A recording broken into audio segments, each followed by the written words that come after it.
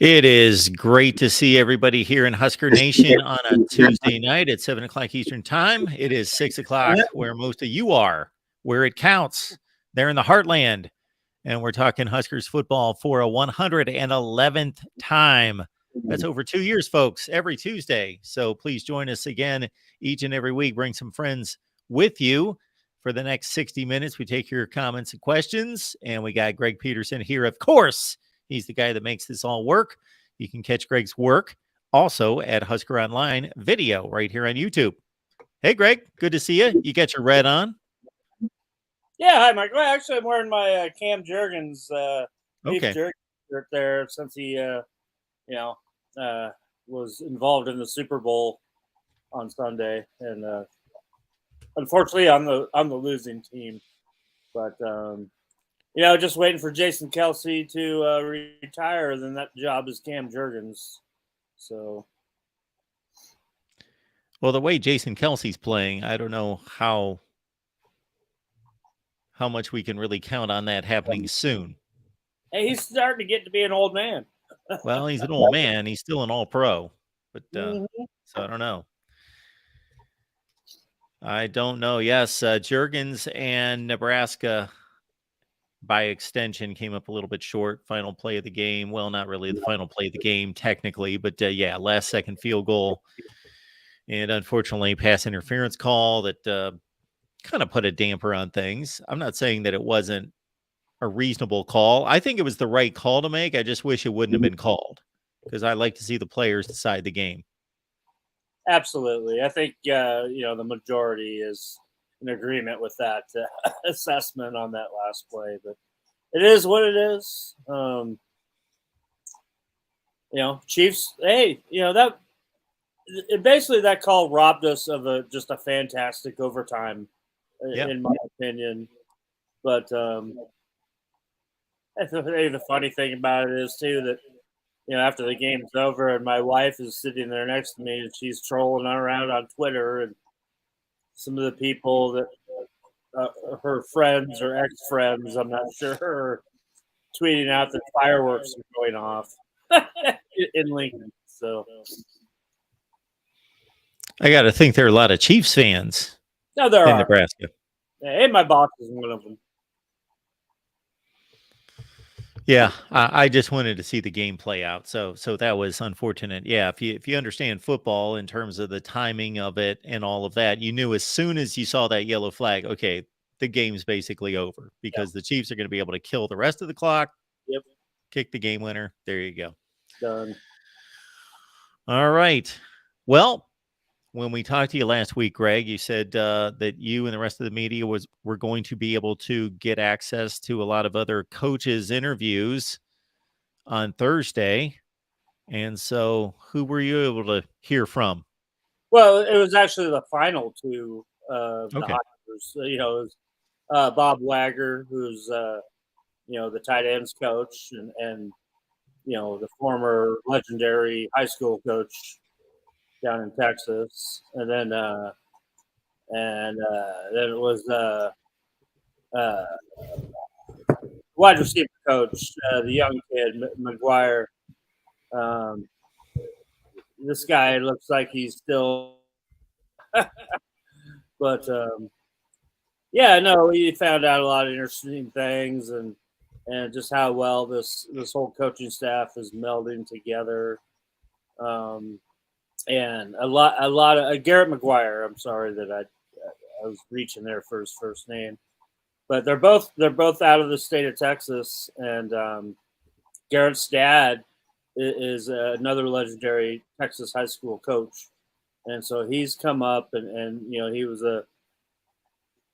Matt Rule had found him out of high school, and I mean, hell, he was with the Carolina Panthers last year, and I tell you what, this guy's going to be carded every time he goes in to buy a 6-pack of beer for the next 60 years. He's going to get carded because, oh boy, he was born in 1999, which just shocks me that you actually have a position coach that is that young. Wow. Right. So it's kind of eye-opening, but I mean, it is it really is that way across the staff for the most part. Obviously, Bob Wagner, who we also talked to on Thursday, is not a young guy. I mean, he's not an old guy. He's not a young guy, but he's coached 20 plus years as a head coach in Texas high school at the top level. So this is where you get your all your recruiting in the state of Texas has just gone up tenfold having these two guys alone on your staff. So yeah, and you can imagine, like I was talking about with Garrett McGuire, is that he was with the Carolina Panthers last year, and you think that he's dealing with guys older than he is, as a coach and stuff. So yeah, it's just kind of crazy to see, just how young the staff is all the way across the board. And the one commonality is that they will all go, they'll go to the wall for Matt Rule. So yeah, what we have right now, it looks like you're in really good hands, but we'll have to see what happens on the field come kickoff here, in September or August. And the situation you bring up has to be a great learning experience for him, because if you're in an NFL locker room and it's automatically going to be difficult for you to gain respect, and you're younger than just about everybody in there, then you really are going to have to hold your own. You're going to have to display a lot of confidence and kind of self-respect to show that you deserve to have the position you do. And, a lot of people are going to a lot of guys are going to be kind of looking at you kind of sideways until you prove yourself. So that's got to be a great measure of can I really do this? And he is very confident, and it really shows. And I'm sitting here, in this press conference, and I'm thinking, I got socks older than he is in my drawer. It's just kind of crazy to see, the way this staff has been assembled with different key parts at different position groups and everything. And I mean, it's going to be really interesting to see how this all melds together. And I'll piggyback that on, we're right now, Sean Callahan, my boss, and myself are doing our Husker online in-state tour for the 20th year. And you talk to we talked to probably the number one wide receiver prospect in the state, Davion Hall, high 4-star, who was tinkering with going to IMG Academy, but is going to stay at Bellevue West for his senior season. And he's been starting at Bellevue. He got his first offer from Nebraska when he was a freshman at Bellevue West. And so now he's finally entering his senior year. And, we asked him about the new coaching staff and how they going about recruiting him. And, because he's held a Husker offer for, like I said, for 4 years. Everything is just super positive. But then we asked him about Garrett McGuire, and he's only got a chance to talk to him once so far. Hasn't met him in person yet. He did when he stopped by the school just briefly on one of those visits where the coaches just can kind of shake hands and say hi, how's it going, and that's about it. But he can't wait to get to Nebraska. I think he's going to have a unofficial visit here in March because right now it is the dead period.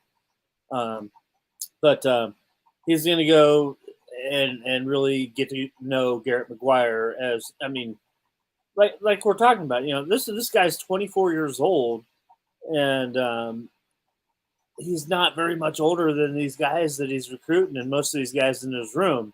Except for like a Billy Kemp or somebody like that, who's about, I think, might be old or almost the same age. I'm not sure. You got Casey Thompson, a quarterback that is older than Garrett McGuire. So that's just a crazy dynamic of it. But I think it just really shows that the youth of this coaching staff really kind of hits home on the recruiting trail. And these guys are just dogs out there recruiting guys. So I think it's just going to pay off benefits just year in and year out. as long as you got this cohesive unit going on here that Matt Rule has put together. Alan and others, we appreciate you encouraging everyone to hit the like button. So that's an easy thing to do, everyone, but it's a YouTube algorithm. All I can tell you is that they like when they see the like button pushed. So the more likes we get, the more they push us out into traffic and get more views for us. And also keep in mind that you can join our Discord and talk to all our college football knuckleheads that we've got in our fan base over there on Discord. You go to MarkRogersTV on Patreon. So go to patreon.com. You see it on the ticker there. Sign up for Discord, and you get the 24/7, 365 chat there.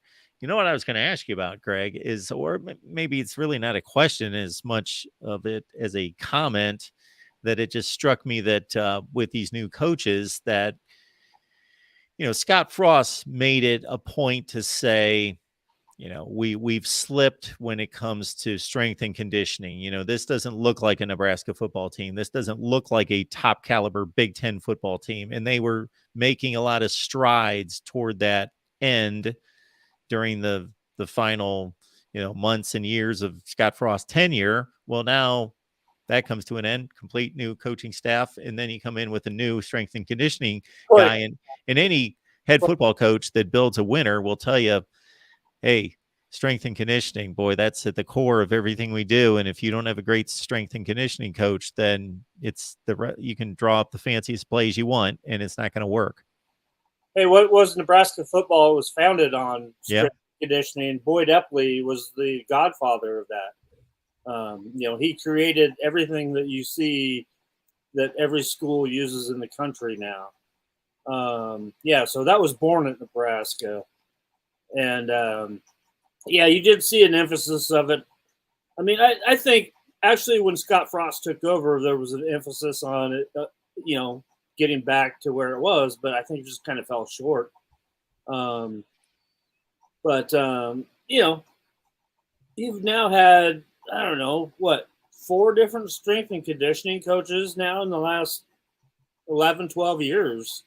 So hopefully you get it right. And I'm not trying to say anything bad about the former strength and conditioning coaches. I actually kind of liked all of them. But yeah, I think there just has to be a special dedication, and that comes from the top. You got to believe in what your head coach is telling you, and buy into the program, I think, is the bottom line there, because, Nebraska's got one of the most, the top notch, if not the best in the nation when it comes to strength and conditioning program and a training table. They take pride in that. So there's no excuses really anymore. Guys just have to buy in and be able to put aside those bad habits that you have and dedicate yourself to becoming as big and strong and fast as you possibly can. And I think we've already seen a few minor tweaks to that. No longer is the football team, they are not allowed to take takeout from the training table anymore, which you always saw. I mean, every time we're leaving from post-practice, I'm walking out and I probably see 5 or 10 football players walking by with their to-go boxes from the training table. But, I would too.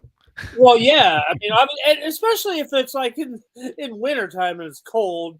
I mean, you want to get out, you want to go home and relax. But Mark Rule doesn't fly with him.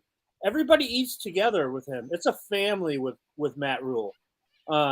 So there is no more allowed takeout from the amazing training table restaurant that they have there in the stadium. Okay. I was taking that the wrong way. I was not meaning that I wouldn't want to eat with my teammates. I thought after they all ate together, teammates and coaches all together eating. Then I thought there were guys that got takeout that they could take home and eat with, later. Well, that's what they did. They were always allowed that. Not anymore. Not anymore. Now, all the other student athletes, they can still take their food and go home. but not the football team. The coaches and the players eat together day in and day But out. can they take food for later? Yeah, I'm sure they can. Yeah, That's what I meant. Okay. No. They have to have a meal together, and then I'm sure that they're allowed to take whatever home they want to. I'm not trying to sound it like it's prison or anything. But no, it's just to me, it's just I think it's a super cool family concept that I've never heard of any other coach kind of enforcing.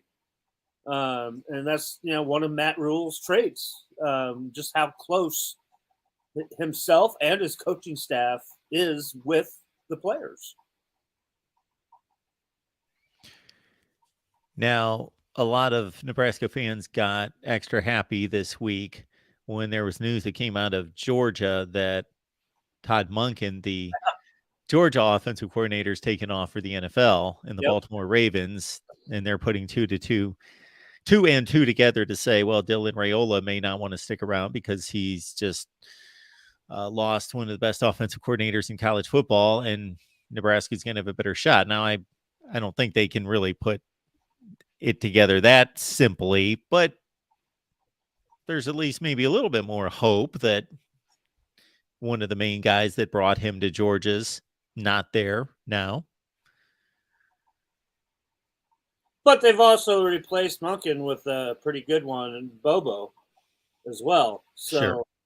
I actually heard snippets of an interview that Dylan had done talking about that. And, really, Dylan really hadn't really had a chance to make those connections with Todd Monken and the Georgia coaching staff yet. Not like he has with Nebraska, and I'll say USC. I would put personally right now. I'd put Nebraska 1 and 2 with USC on Dylan's list. I'm not trying to make it for Dylan, obviously, but he's still right there with Georgia. He really likes it there, and once he goes down there on a visit and gets to know the coaching staff a little bit better and stuff, who's to say that Georgia won't spring right up in there? So it really wasn't a huge hit on Dylan Raiola's recruitment regarding Georgia, because he'd already talked about this previous to that. That I think that that they had already talked to Dylan about this possibility about Monken jumping to the NFL before it happened. So they weren't leaving him out of any kind of these decisions. Kirby Smart was up front with him. Todd Monken was up front with him. But you also have to think that Georgia already has another quarterback commitment in this class. And they have offered one of the top guys, in-state guys, as well. So, you know what? Georgia's not putting all their eggs into one basket with Dylan Raiola. And obviously you don't need to do that if you're Georgia coming off of 2 national titles either. So, like I said, that kind of leads me to think that obviously with the ties to Nebraska, and this also kind of goes with the Georgia thing, is that Dylan hasn't been here yet since Matt Rule was hired. And Matt Rule, obviously he was the first coach to go see Dylan in this, after he, took the job and, basically was starting the cycle for this recruiting class. But that was not an in-home visit. That was just a school visit. And then you saw Nebraska send 9 coaches down, which were in-home visits. So, like I said, USC is a player here because Lincoln Riley came in there and really impressed. And the key with that was that, and this is about the Raiola. The Raiola family is very close. And as far as Dylan's concerned, his mother has the final, say in, yes, I like this decision. And so Lincoln Riley came in there right away. And the first thing after shaking his hand, saying, nice to meet you, He's like, I would like to meet your mother. So that left a big time impression on Dylan Raiola. So, yeah, right now, USC, Nebraska, Georgia right now, I think would top his list. But obviously it's very early, and there's still a lot of cards to be played by all these coaching staffs. And like I said, Matt Rule has not had his real chance to really sit down with Dylan and get to form a real bond. And I think once that happens, who knows, things might change. And also a good message I think that Nebraska sends out to Dylan Raiola as well is that, to my knowledge, the only other quarterback they really have offered for this class is Bellevue West senior to be Daniel Kalen, who has a ton of offers from a bunch of big-time Power 5 schools. And, Nebraska is pulling no punches on that, or they're up front with Daniel. And, Daniel knows that Nebraska's number one choice is Dylan Raiola. And, in this recruiting game too, which puts pressure on a guy like Daniel Kalen, is that recruiting window for quarterbacks closes pretty quick. You pretty much need to have your decision made before your senior year starts in high school. So, teams move on. They get their guys and they don't have room anymore. So, a guy like Daniel Kalen, who's really impressed a lot of teams. USC was in here a couple weeks ago seeing him. All the big schools. I could just rattle them all off, and watched him throw in person, and they really loved him. Way more than what they've seen on film. And this is a kid that got found out as a sophomore. Florida State offered him from just seeing him at a camp when he was a sophomore. He wasn't even a starter at Bellevue West until halfway through his junior season. But college coaches really like what they see from Daniel Kalen. So it's really interesting how this Nebraska quarterback recruiting is going right now for this class. Bone-led, corn-fed. We would like to see us do a show live at halftime of a game with us in the stands or in the stadium. Well, you know what? I'm always there. You got to talk to this other guy here. Exactly. I'm letting us down on that one. I am the one letting us down on that one. Greg's got other responsibilities too. Oh, I can do whatever I want, Mark. Come on. You want to get your, when you're on the field, are you able to get upstairs to get anything to eat at halftime, or you just eat before the game?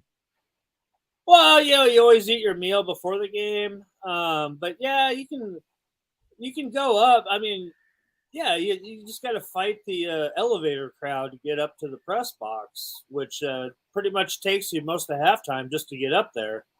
And then you got to fight it back. And, sometimes, like, if you try to do that, all of a sudden you'll see the visiting team's coaches all come running through the hallway too, because they have priority to get in the elevator to get down to the locker room at halftime. And I just find it a lot easier just to hang out down there. And actually, one of my buddies that's just a still photographer, they always have, we're in the south end zone there, and he's got a grill set up outside of the gate right over there. Somebody else is manning it and stuff, but he'll go out and he grabs us brats and brings them back to us and stuff. And and if I want a hot dog or something, I'll just flag down a hot dog boy and buy me a hot dog or something. But yeah, you get by. And the media workroom's right down there on field level, the secondary one, and they have free Gatorades and waters in there. So yeah, you're pretty well off.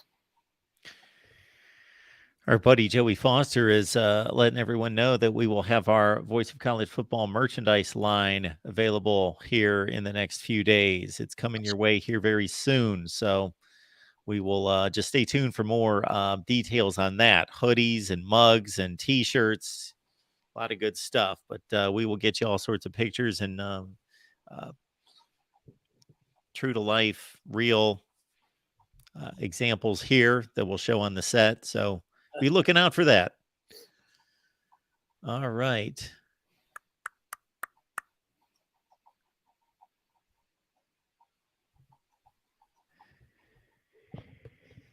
So I knew one of these weeks we were going to start doing position previews. I guess that's going to be next week. Okay. I guess that'll be next week with spring practice starts somewhere in the mid-March range. So we've got about a month. I'll have to do some homework for that one. I'll help you out too. I'll do a little bit. I won't throw it all at you, but you better send me a little text reminder over the week. Yes, would be good. I know. What do you want to do next week? You pick the position for next week, and we'll. Oh yeah. All right. Well, it's always easy to start with quarterback, right? It is. If we want to ease into it, sure.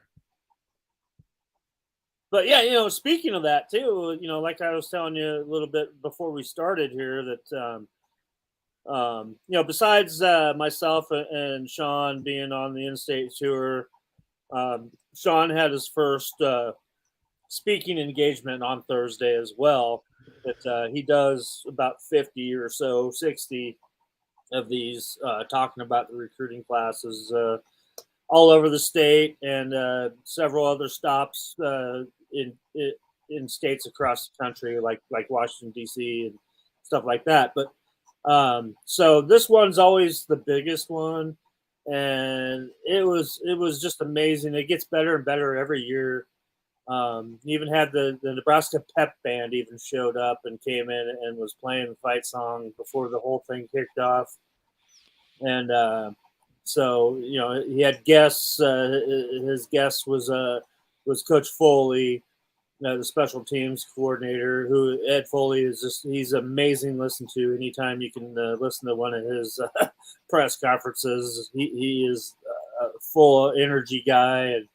And if he wasn't a football coach, he'd be a comedian. I mean, he'd be great at either one. And then you had Casey Thompson was the guest there. And then MJ Sherman and Billy Kemp, two of the new transfer portal guys. MJ Sherman from Georgia, Billy Kemp, obviously the all-time kick returner in Virginia history and wide receiver.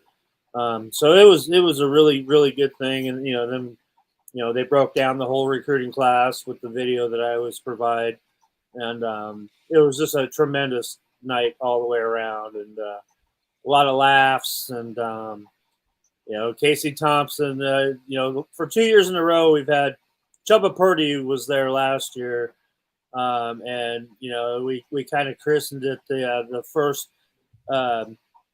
first Nebraska pass of the new season, which they sign a football. The team all signs a football, and they auction that off. And so since Casey Thompson still has a hurt shoulder and can't throw, he did a little audible and pitched it over to Billy Kemp, and he's the one who threw the pass into the crowd. And the whole event's for charity, Knights of the Columbus, and it was just a phenomenal night all the way around. And this is held at St. Michael's Church, which is, Sean's a parishioner there. And I think they've outgrown it. They do this in the gymnasium, and, they sell a bunch of tables for a bunch of sponsors and stuff. And I think they've totally outgrown it now, that they're going to have to find a bigger venue to host this next year.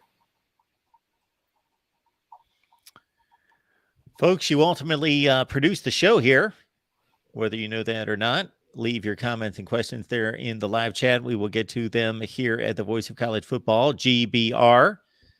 Greg and I get together every Tuesday at 7 Eastern, 6 Central. We've done this 111 weeks in a row, and we're still going strong, but we would love to have a lot more people here with us and more people for you to talk to in the live chat. So you're responsible for that. You guys can go out there and grab some more folks for tonight, the rest of tonight, and for next week. Okay. Bone is asking when the coaches are going to tour the state. Do you know anything about that? They hit it really hard while they could, but there's a dead period right now until the end of March. So, coaches cannot go out anywhere across the nation, any staff. So as soon as that opens up here in late March, early April, then they will be everywhere again. And I think it was funny. I was just talking about that event with Ed Foley, and he told us a really funny story that, okay, he's the special teams coordinator, right? And he joked that, he got here, and I think the second day that he was actually here that, the West Side phenomenal kicker from West Side, Tristan Alvano, committed. And so Coach Foley's like, hey, I was here 2 days and I'm done. Recruiting done. And he's like, oh, and I got a long snapper. So then he started talking about, he's just out, and he's very famous for he's a restaurateur deluxe. He just goes and finds all the best restaurants wherever he's at. Proud Philly guy, New Jersey, born and raised, and then Philly after that. And, anyway, he was out,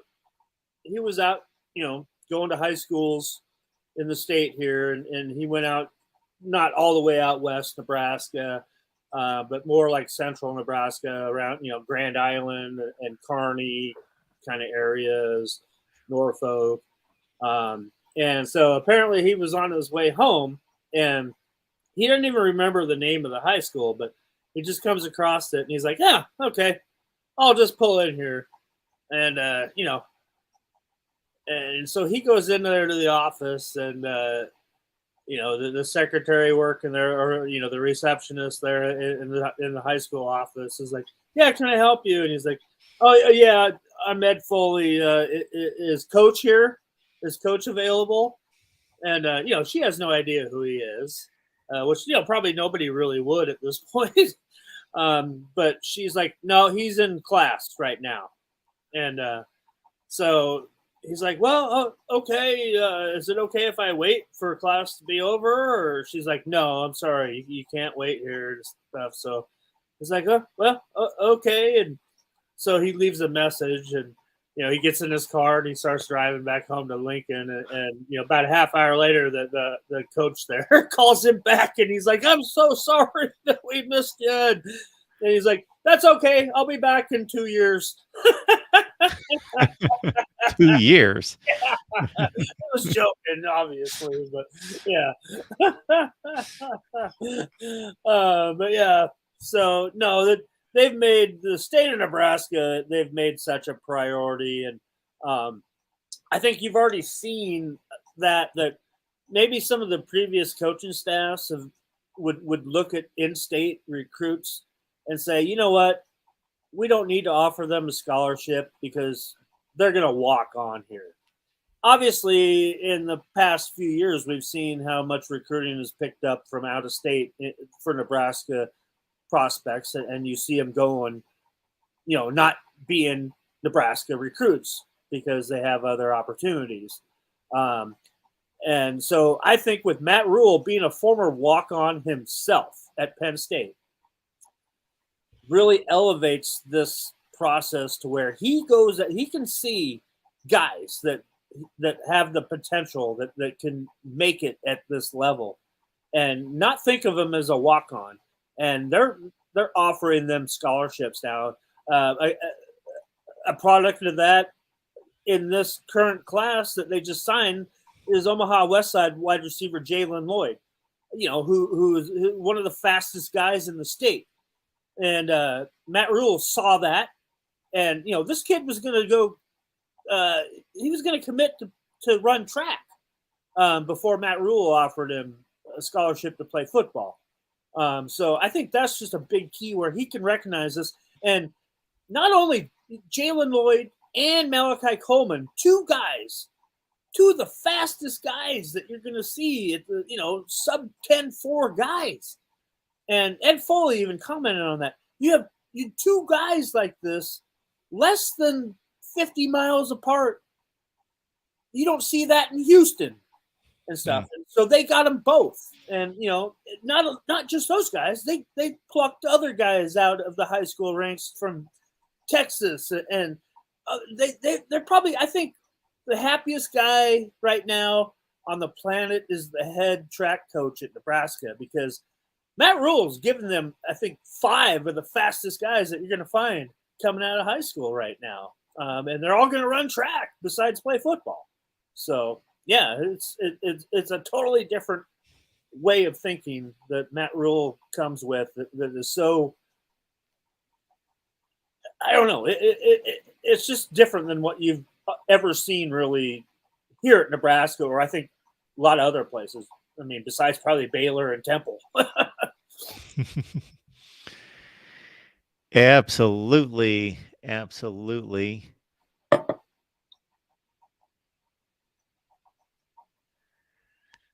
That's when you watch this film too. I mean, of all these guys they brought in, they're all burners. I mean, it's crazy. So, yeah, speed kills. Yeah, it always has, but even more so now with everybody spread out all over the field and everybody after playing in space.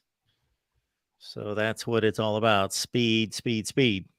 So Matt Rule's showing us that with all the guys that he's tracking down in this recruiting class and the next one. All right, folks. We do this every Tuesday. We would love to have you along for each and every episode and bring some friends with you. We get together at 7 o'clock Eastern, 6 Central every Tuesday for the Nebraska show here with Greg Peterson. Husker online video right here on YouTube. So check out Greg's work, football, basketball included. And I was trying to look up some college football over-unders and betting lines, but I guess those haven't been. What's that? Huskers at the rack here, top of the hour.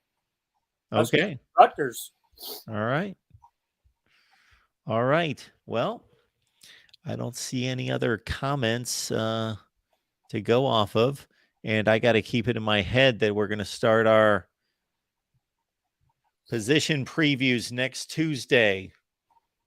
Greg says quarterbacks first. We still haven't even broke down the whole recruiting class yet either. Well, you want to do that now? Do we have time? I don't think we have time now. You're talking about 39 guys. Well, including the transfer portal. Exactly. Well, that's the recruiting class, 39. Transfer portal counts just the same as high school guys nowadays. Yeah. Yeah. I think in a way they don't count as much. In a way they should count more. They should count more because they're proven. They've played at this level, so you know what you're getting. But you don't have them for as long. It all ranks the same in your recruiting class ranking is basically my point. They throw it all together? Yeah. Yeah. So, I mean, a month ago, Nebraska hadn't had any 5-stars. Now they have 2 of them in their recruiting class thanks to the transfer portal. So, it just kind of changes things a little bit. So, but yeah, it's all one class lumped together, and that's what I was saying.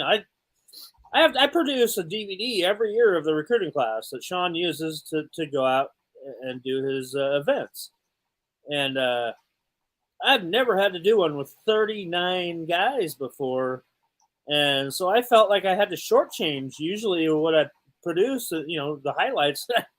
I had to keep everybody down to like a minute, and to me, that's not telling you the whole, not showing you the whole capabilities of a player for the most part. And it's just kind of funny to, that he wants it. He wanted it like 35 minutes. I'm like, no way, man. But it is. They can still get through it, fairly efficiently. I think they did, at least on Thursday. They did overlap a little bit, and I had to pause the video when they would do that. But it is what it was. That's just my point. Is there's a ton of guys in this class. In my 20 years, I've never seen a class this size before. Yeah, you're right. 39. And like I think I mentioned last week, I mean, this is going to be the norm. now. I mean, you're going to see bigger classes than you're used to seeing from now on because they don't have the restrictions about how many scholarships that you can offer in a class like that. I mean, you can oversign basically now and then kind of weed it out later.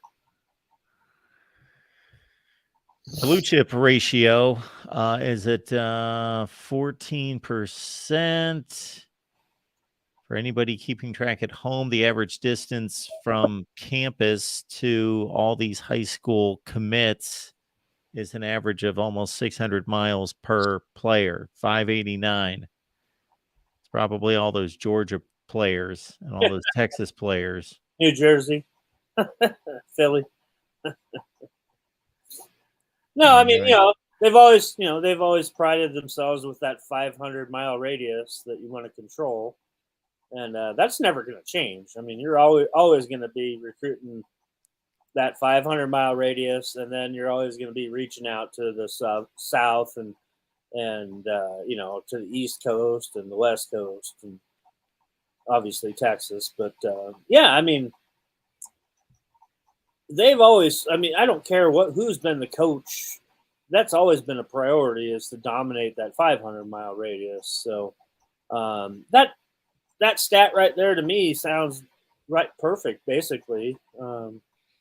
Because Nebraska's always been a program ever since they've been a program that has always had to recruit nationally. That'll never change. But I mean, most other schools have actually figured that out too, that they have to recruit nationally. So, it's pretty fair to everybody. Yeah, it's definitely a smaller world to these athletes today than it used to be. NIL is the biggest game changer in all. Well, yeah. I mean, kids nowadays are way more apt to go somewhere far away from home just because of the opportunities. All right, folks. Just about everything I see in the chat we've already covered. So we, unless somebody comes up with something here real quick, I guess we can just about wrap it up. What do you think, Greg? And we're going to commit ourselves to what positions next week? You can tell me right now, and I'll remind you. You said QB, right? You want to do QB? And we'll stay in order. We'll go through the offense. You want to go running backs? Yeah, that's the way it goes. Quarterbacks, running backs. Next Tuesday, everyone, we start our spring position previews. Quarterbacks, running backs, next Tuesday. All right. I'm going to write that down, and I'm going to keep reminding Greg, and I'll do my homework too. I'll have to familiarize myself with the roster. Well, I hope you're already familiar with it. That's why we got you here. That was a joke. Come on. Hey, look at who's in that quarterback room. Oh, yeah. I was going to say, you fake it pretty well. Yeah. All right. Again, everybody, Greg's got his work on Husker Online video right here on YouTube. So that's a quick type it right in the search bar and get over there, check out his videos, and get ready for the big basketball game coming up here at the top of the hour. And otherwise, bring a few friends with you next week, and we'll start our position previews, and we would love to have a big crowd. Appreciate you being here. Hit that like button on the way out. All right, Greg, have a good week. You too, my friend. We'll see you back here next Tuesday, hopefully. Sounds like a plan. All righty.